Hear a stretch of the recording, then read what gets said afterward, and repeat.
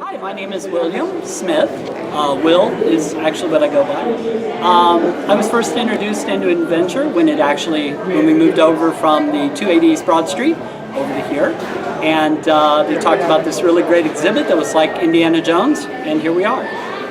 So after being one of the first ones to solve it and receiving the big puzzle piece, being at the dinner where everybody came and found out about what this all was, I decided that I really wanted to come up with more puzzles, part 3 and 4. So I'd gathered a group of people that had solved it, and we were talking about doing it. And throughout the years, we just tossed a whole bunch of ideas around, and now we have a part 3 actually completely ready to go. A little late, but we do have it, and there's a part 4 that was also in the works. So this exhibit probably means more than most things in my life. I have a theater degree. I've actually been in several productions, taught theater, and I was a COSI volunteer from 1987 to about 1994, with about 1,800 hours of service. That's my whole involvement. Would you like to tell us more about 3? 3 basically goes into where did the king go? Where did the king of the valley go? How did he disappear? How did he escape?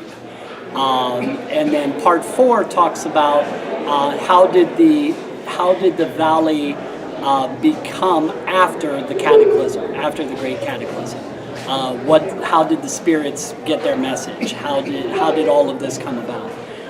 There's a lot of philosophy and psychology in parts 3 and 4. So it's a lot more challenging. You got to kind of get into the human mind, the human psyche, in order to figure out the solution. So there was a lot of process.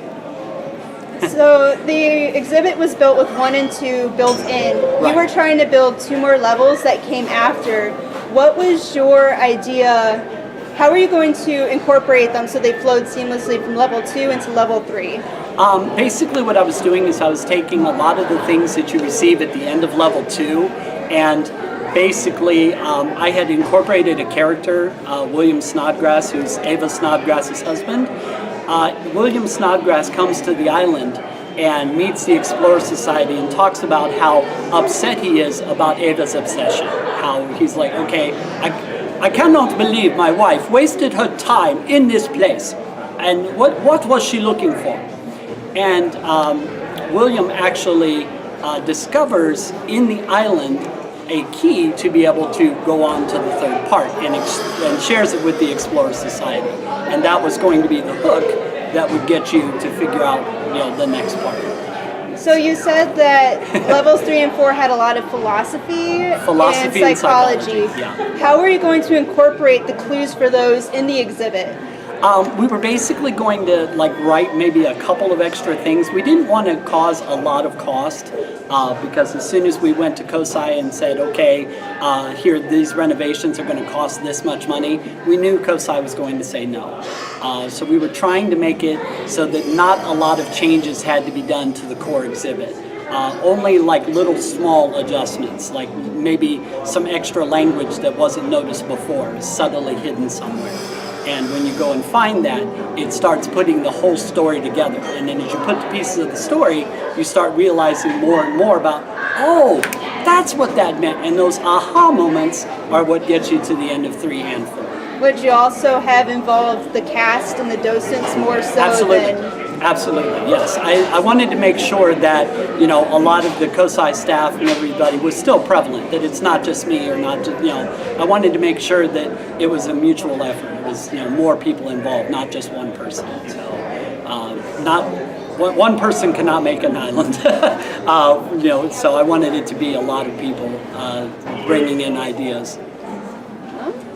Is there anything you want to say about Adventure as you know it? Any memories? Or? I love its message. Obviously, all these people here. This is COSI's one of COSI's greatest exhibits. Always ask questions, always seek answers. Always find ways to be able to expand your knowledge. Because if not, you're just sitting there and letting life happen. But you always want to try and find answers to things. We, as humans, that's what we do. We always try and find what is the answer? What is the great meaning of life? What is, why are we here? So this actually sparks that imagination, and that's what makes this exhibit as popular as it is because it gets people to spark that imagination. And that's what I will take away from this probably the rest of my life.